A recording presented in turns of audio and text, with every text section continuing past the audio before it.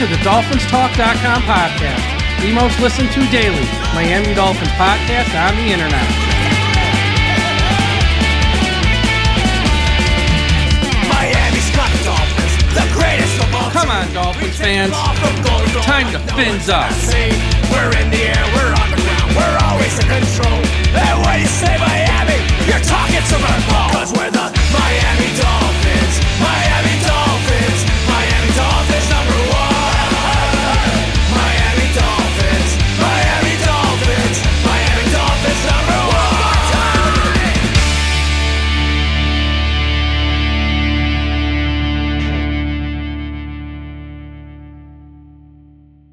Hello, Miami Dolphins fans. How are you today? And thank you for listening to the DolphinsTalk.com podcast. On this Tuesday, June the 17th, I'm your host, Michael Leva, joined by an old friend of the show, our friend, the host of the Ross Tucker podcast, who you should follow on social media at Ross Tucker NFL. Ross Tucker. And Ross, how you doing today? Mike, fantastic. I just realized I think my orange is more like the Dolphins orange than your orange. I'm rocking the Princeton orange, which I think is closer to the Dolphins colored orange than your Syracuse quarter zip there. Yes, I'm a Syracuse guy through and through. But yes, your orange is more the Miami Dolphins orange for sure. And before we start, though, I do want to ask you about futurefans.com, which is by far and away the best way to get your kids to love and understand football. Tell the people about futurefans.com if they don't know about it. Oh, Mike, you're going to love this, especially you, as much as you love your Dolphins. Yes. I met these guys, I don't know, maybe a year ago. Speaking of orange, they're Bengals fans. And a few years ago when the Bengals went to the Super Bowl, they had a really tough time getting their kids to watch the games with them.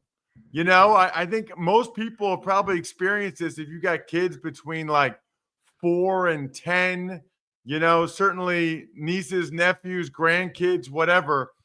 It's just not like how it was when we were growing up. Like when we were growing up, I would just sit there and watch the whole game with my dad. Maybe that's because I'm a football head, I know. Yeah. But even now, I feel like I've done a bad job with my daughters.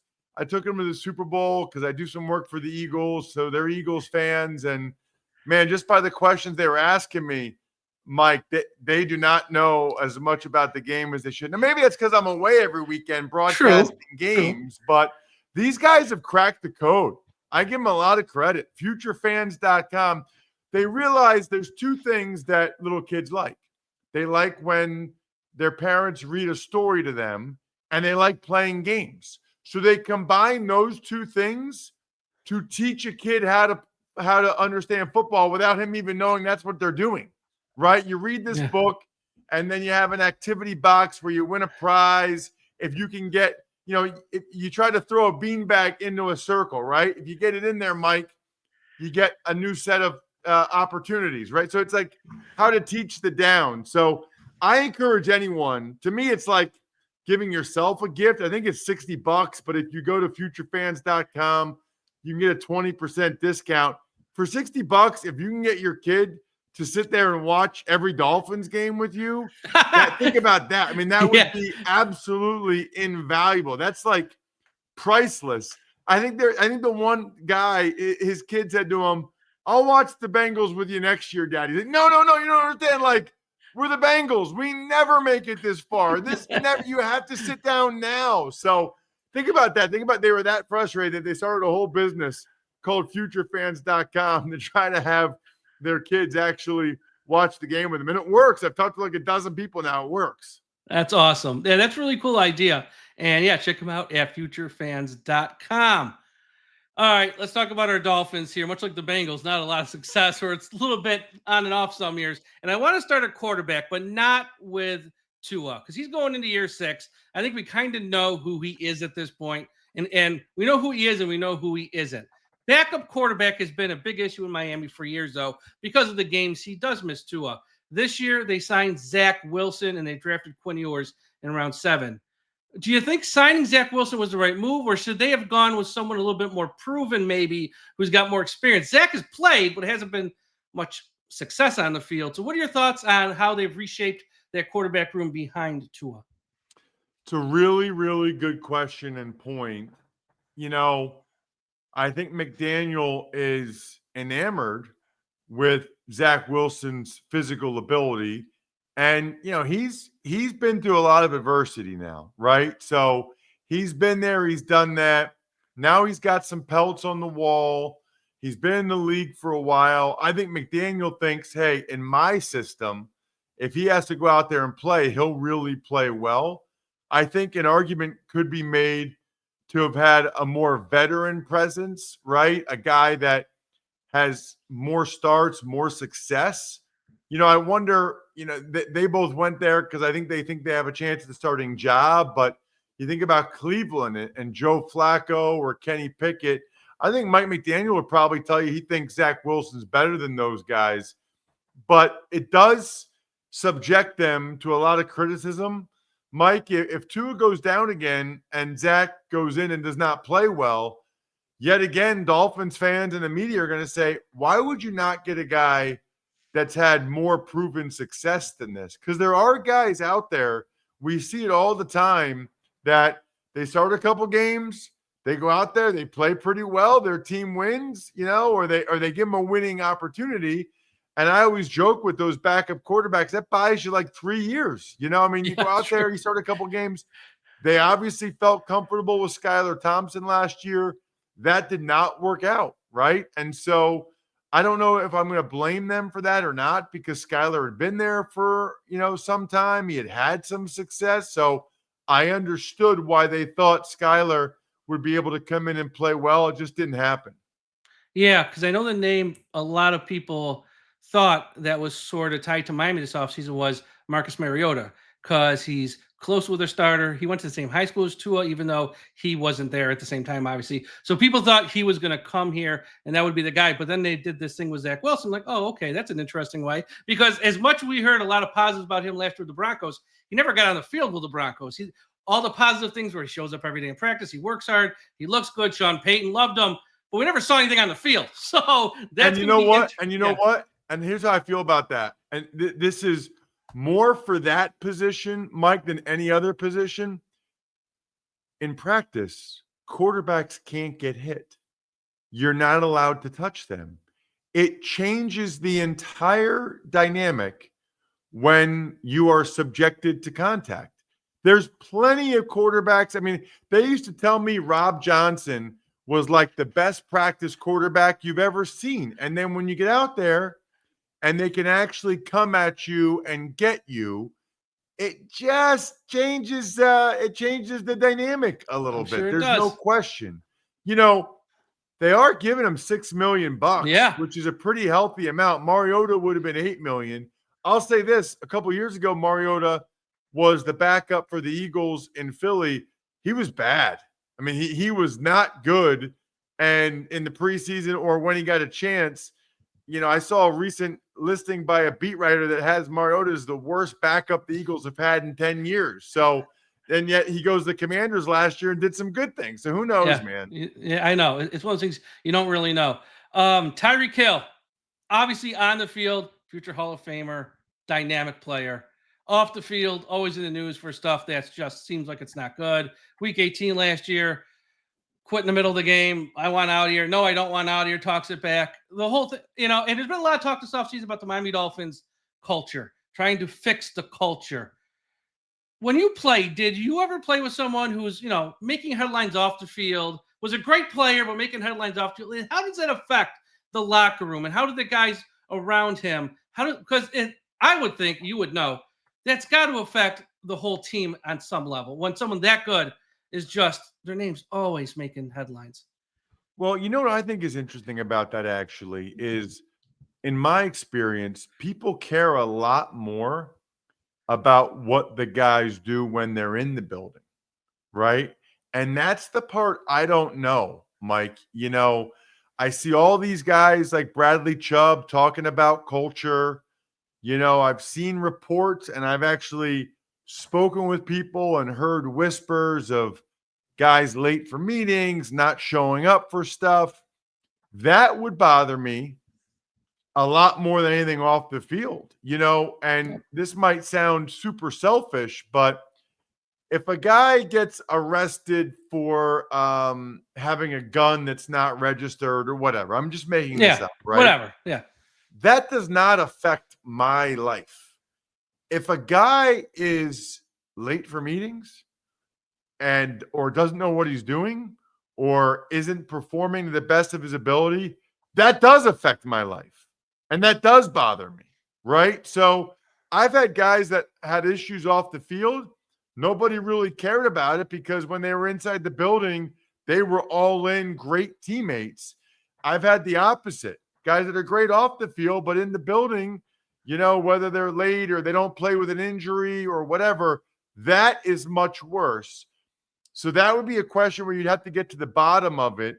But you hear enough whispers about the Dolphins from other guys I talk to around the league, coaches, players, that, man, if Tyreek's doing these things off the field, then the things that we can see, and he's telling the media that he wants out and quitting halfway through a game or whatever you want to call it, I can only imagine what he does inside those walls in private when the rest of us can't see it. And I hope I'm wrong, but Yeah. I would have major concerns that that's not what you're looking for with the way he handles himself. Maybe he's changed, but I feel like we've said that 4 or 5 times with him over the last 5 or 6 years. Mike McDaniel last year in January after the season, he said it out loud. Guys wouldn't show up for meetings or they would show up late. He would fine them, and the fines, they didn't work. It's like that. Now, we don't know if that's Hill. That could have been someone else for all we know. But like stuff like that seems to be an issue. And you look at what they did this offseason. There's some guys who are really good players that aren't here. And I think part of the reason is they might have been those guys that they didn't want here. So they have to clean that aspect up. And that leads to Mike McDaniel. First couple of years, he was getting a lot of flowers thrown at him. He was the buzz, this new head coach, bright offense, this. He's going into year 4, and that honeymoon period's kind of over. They were under 500 last year, didn't make the playoffs. Do you still believe in Mike McDaniel as a head coach, or is this a big year for him where he's really got to show he is a head coach? I very much believe in Mike McDaniel as an offensive coordinator and as an offensive play caller. I think the jury is definitely still out as a head coach. I think that that's fair because I just think about some of these other coaches around the league, and I don't envision, guys being late as much or whatever else is going on.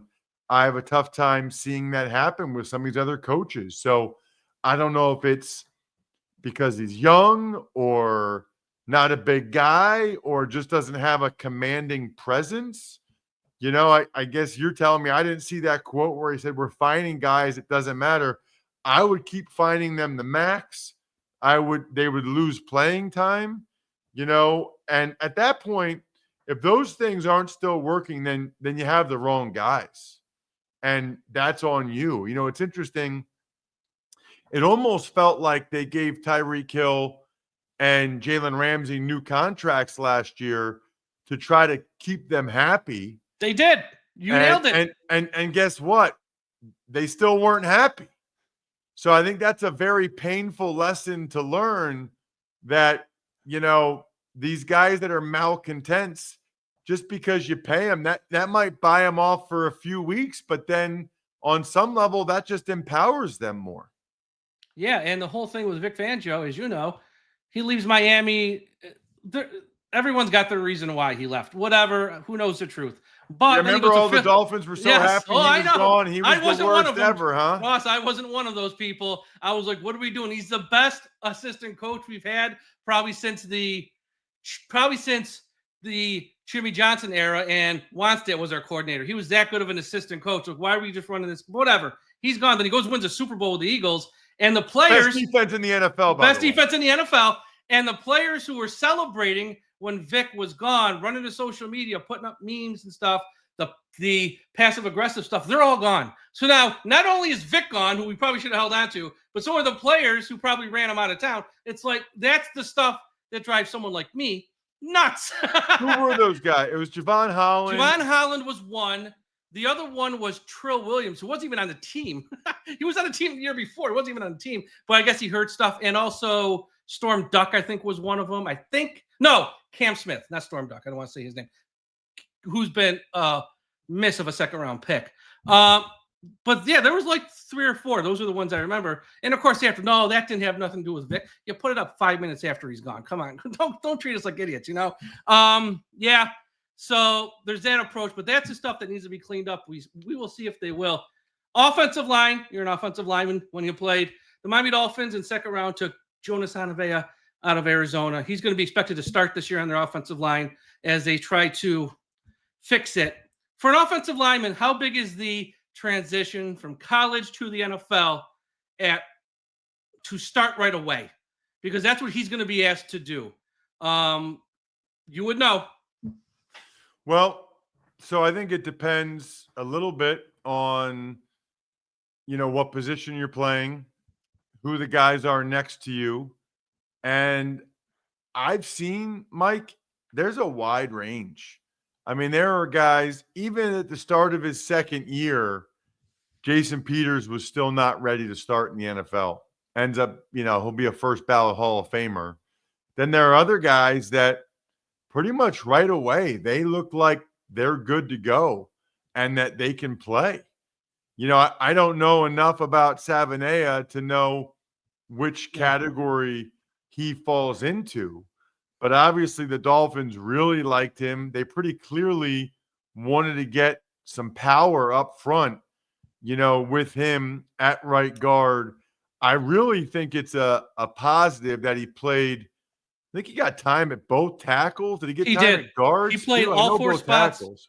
He played all 4 spots except for center at Arizona. And I think in Miami, he'll probably start at right guard because they probably don't want to put him next to Patrick Paul, who's also essentially a rookie, even though he's a second-year guy with no experience. So I think they'll put him on the right side next to Austin Jackson and Aaron Brewer, it sounds like. Yeah, that would be – so when I look at the Dolphins, they have legitimate questions probably on the O-line, right? Left tackle, right guard, even left guard really with Daniels coming off that injury. Fair. And then in the secondary, I got to tell you. It's a mess. Mike, they might end up being awesome.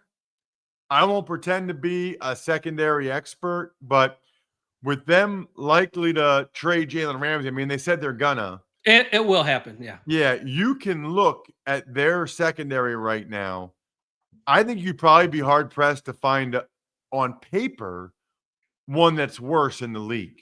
On paper, okay? Now, they might end up being great. Maybe they're just average. I don't know, but on paper, you look at these guys and, I mean, how many of them do you really feel good about? I know Melifonwu did some good things in Detroit. Oh, he's always injured, though. That's a problem with him. Can't stay on the field. Kohu has been a pretty solid nickel, I'd say. Yeah, he's okay. Yeah, I mean, I don't know, man. That, and I would say those are the 2 positions that those guys need to work together the most, O-line and DBs, the secondary, because of the communication involved. So that becomes really concerning that they have multiple question marks. You never know what's going to happen with any team, any season, right? But the way I always look at it is, in terms of projections, how many question marks do they have going into the year? Well, the Dolphins have a few on the O-line, 2.5, let's call it. And then in the secondary, 3.5? I mean, at least 3.5. Yeah, because when they signed Melifonwu, when they signed Ashton Davis, those guys shouldn't be starters. They're a great third safety. We're going to be asking them to start most likely. I know they're talking to Asante Samuel Jr. and Rasul Douglas with the Bills. Yes, so they're talking to them. Maybe they sign one, maybe they sign both at corner, but those guys are out there for a reason as well. But if they sign them, okay, they're at least names you heard of who probably have a little bit more pedigree than some of the guys we have right now at corner. If they signed one, that would help. If they signed them both, that'd be great. But yes, I would agree. Secondary is a big, big issue for them right now. Tight end, what if and when they trade Smith, Jonnu Smith is also going to be an issue because behind him, they got guys who can block, but they have no one who's going to come close to 88 receptions, 800 yards, and 8 touchdowns either. And what I don't understand, like, why don't they just keep him? Because he wants more money? He wants more money. And I think after last year, when they paid Ramsey and Hill and Waddle and the quarterback Tua and even Mike Vick, they were giving extensions out left and right. And I think they feel like with a few of them, they got burned. And I don't think that, and I think they have drawn the line in the sand now, which right or wrong, like we're not doing this again. Because they got burned on a lot of those last year. Not Waddle, not even the quarterback so much because they had to pay him almost. But with Hill and Ramsey, I think for sure they probably feel like they got burned. So well, there was no reason to do those deals. Exactly. They still have multiple years left on their contract. And that's here with Jonnu. This is the last year of his deal. They feel like they don't have to.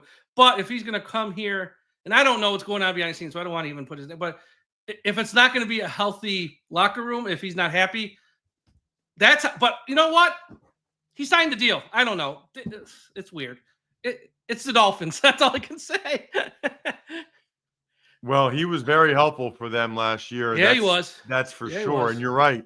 If they move on from him, that's another question mark. They're not in a good spot here with having these guys like Jonnu and Jalen Ramsey, who everybody thinks or they know they're going to trade. Doesn't seem like they're getting the offers that they want either. They haven't really played those situations very well. No, they have not. Well, with Ramsey, he makes so much money. They have almost no leverage. They're going to have to eat money just to get back a halfway decent pick, which by that means like a fourth. I mean, with Jonnu, it's going to be a team just wants him. It sounds like Pittsburgh, who lost a tight end, was interested, but that was a few weeks ago, and we haven't heard anything since. So who knows what's going on there? But I think they're both going to be gone. That's the unfortunate part. A couple more questions. I'll let you go.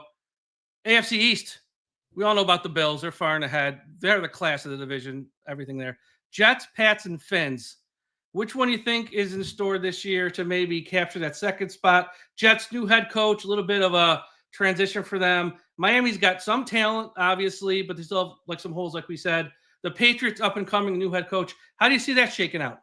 I know it's June, but I know. Believe it or not, Mike, I think if I had to bet on it right now, like I do on the Even Money Betting podcast, I think I might go Patriots. A bunch of question marks with the Dolphins that we discussed. The Jets, a first-time head coach. Fields is a quarterback that's been up and down. I was really impressed. I called a couple Patriots games last year, was really impressed by Drake May. I think he's going to be legit, and they've added a bunch of talent. I do think Vrabel is a significant upgrade at head coach. They feel like an 8-win team to me, maybe even 9. I don't know. And if that's the case, they get a great chance, I think, to be second in division. I think May looked very good, and not a real head coach. They have a very good head coach this year, and I think they have a great unit on the other side of the ball there on defense. Last question for you.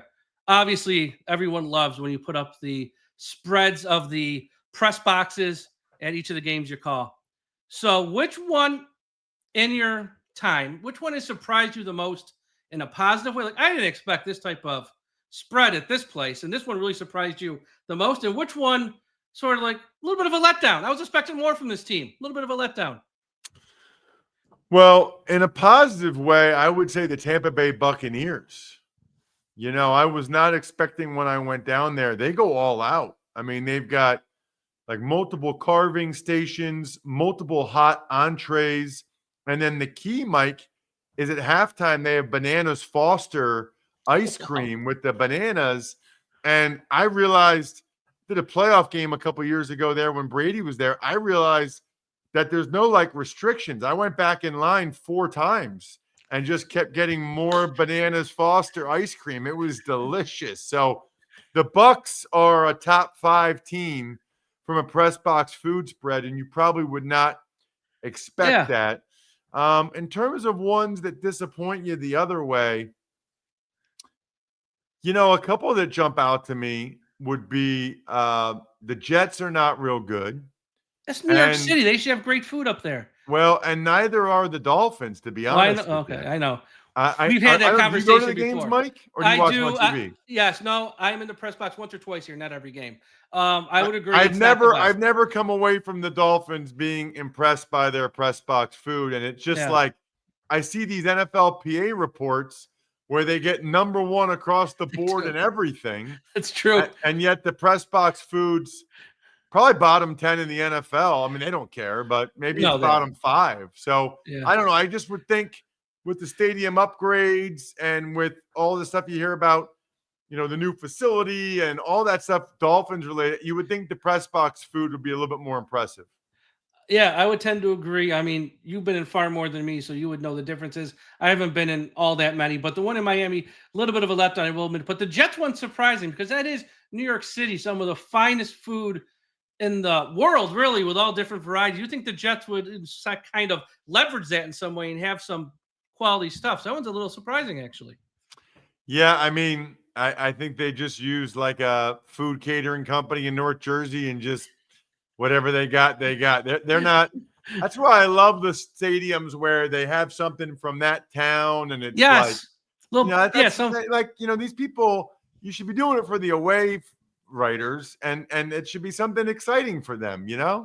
have some local flavor to it, of course. But Ross, thank you so much. You're always so nice for a few moments every time with us each year. Everyone follow Ross Tucker on social media at Ross Tucker NFL, the host of the Ross Tucker podcast. Ross Tucker Pod as well on social media.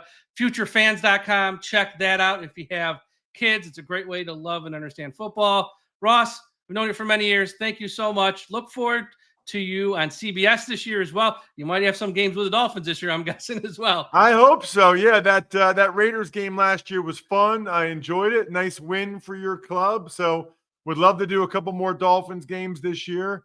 And I love that you're a listener or viewer of the show, Mike, the Ross Tucker podcast. That's awesome. Thank you so much. I've been with you back when you were on Sirius XM at 6 a.m. in the morning as I drive to work, Ross. Day one with you, buddy. I love it. Thank you. All right. Hey, everyone. Mike here from DolphinsTalk.com. Real quick, I just want to give a thank you for watching this video. Please be sure to smash that like button and subscribe to our channel.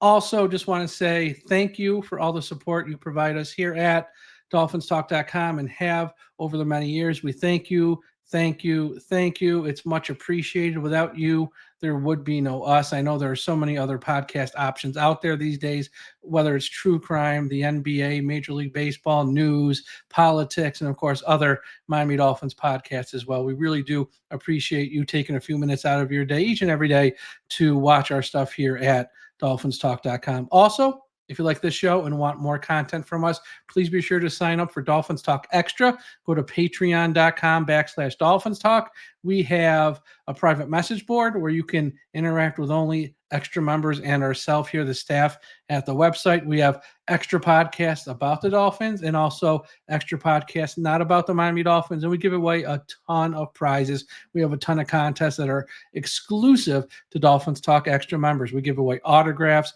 memorabilia, jerseys, hats, all that fun stuff. So everyone, please be sure to go to patreon.com/Dolphins Talk. It's $3 a month. It's really cheap. You'll have a lot of fun. Trust me. But once again, thank you so much.